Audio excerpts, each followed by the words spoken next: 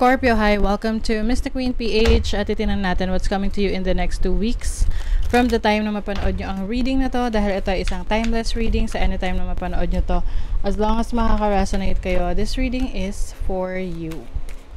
And if you're interested in private readings, meron tayong promo, 25% discount sa tarot reading services ngayong November 2024. So, yung link nasa description at sa pinned comment kung gusto niyo mag-book for a private reading. Okay, let's see Scorpio, what's coming in the next 2 weeks for you. Strength, ayan. So, maaring kayo ay magpapalakas ng pangangatawan. Yung iba mag-gym, you will improve your stamina, physical strength. This can also mean yung strength, mental strength ninyo, or meron kayong gagawin in the next 2 weeks na nangangailangan ng katatagan ng inyong isip, ng inyong kapangatawan. Yes, okay, let's see what else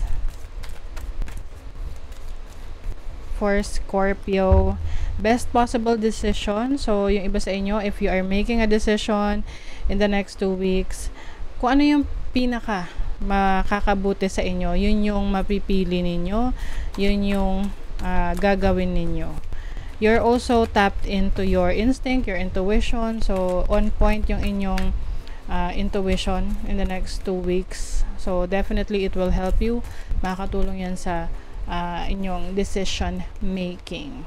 You also have beauty. So, some of you are also going to pay attention sa inyong physical appearance. Ang beauty naman is hindi lang sa panlabas, which is also panloob rin, no? Sa inyong panloob. Beauty is in the eye of the beholder as well.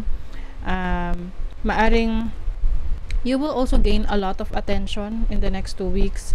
Maaring may mga changes ka na gagawin, improvement sa iyong physical appearance, going to the salon, bagong hairstyle, or you will focus on your skincare in the next 2 weeks at maraming makakapansin ng mga magagandang pagbabago sa inyo. Okay, so let's see what else. Especially kung kayo ay secretly nag-gym or meron kayong mga ginagawang physical changes sa inyong sarili. Tapos pag nakita kayo ng iba, magugulat sila na, oops, wow, anong nangyari? Ang bilis, ang ganda ng changes sa'yo. Ganon. Mapapansin nila na you are fit, more fit than before. Okay? Speaking of more fit, ang ganda ng pangangatawan ninyo. 7 of Wands, this is setting boundaries. Hindi mo na hayaan na i-take advantage ka ng iba. Mas magiging careful ka rin sa decisions na gagawin mo. Hindi ka magpapadalos-dalos. You're also someone na very protective rin sa yung energies, no? Hindi mo hayaan na ikaw ay maapektuhan ng nega energies around you. You will choose the people na makakasalamuha mo. You also have the 8 of Pentacles. So you're going to be focusing on your job and your career and your business. This is also studying. Maaring may mga pinag-aaralan ka ngayon para mas ma-improve mo pa ang iyong finances. Yung iba sa inyo, meron kayong bagong libangan na some of you pwedeng nag-o-obsess kayo sa libangan nyo na yan. And you can also monetize yung libangan mo na yan. Let's say, you are into painting, designing, crafting. So, you can use that ability para to earn money and mapalago mo yung iyong finances. You are also mastering a skill. So, mastering a skill sa trabaho, sa business mo.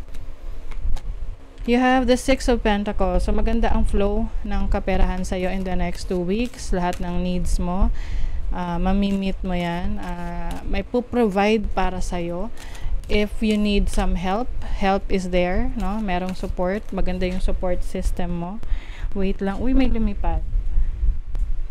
Okay Okay, sabay silang lumabas. So, I will take this. The Six of Wands and the Ace of Wands. Wow. So, there's a new beginning, new opportunities for you na sisimulan mo in the next 2 weeks, and this is going to be very successful. Makakakita ka kaagad ng major change or resulta dito sa mga sinimulan mo.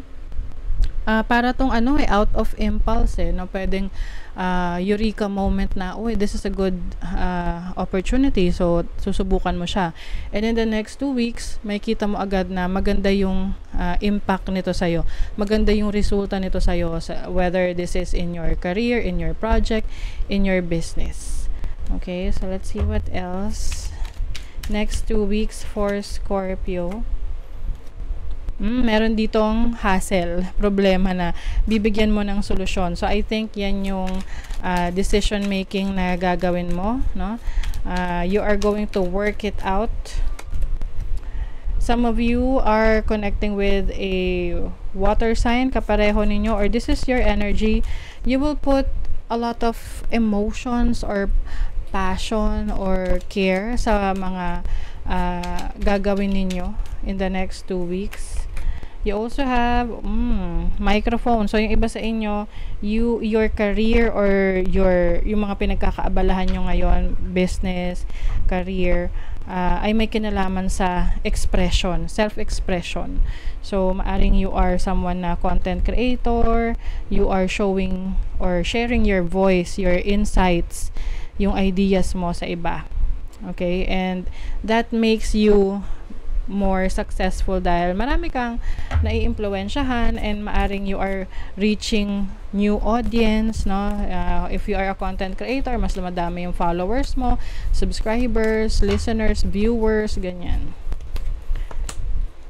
Energy, ayan, you have a lot of energy ngayong in the next 2 weeks.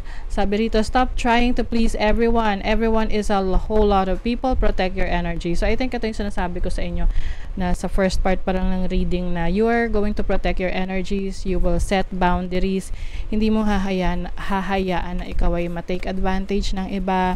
You will also be very careful sa mga taong hahayaan mong makasalamuha mo or to be within your circle, or hahayaan mong maimpluwensyahan ka.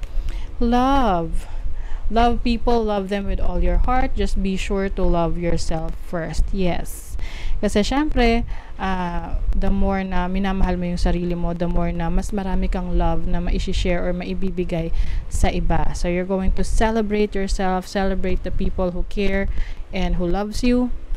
And definitely ma-attract mo yung mga tamang tao sa buhay mo that will support you, that will give you the love that you need.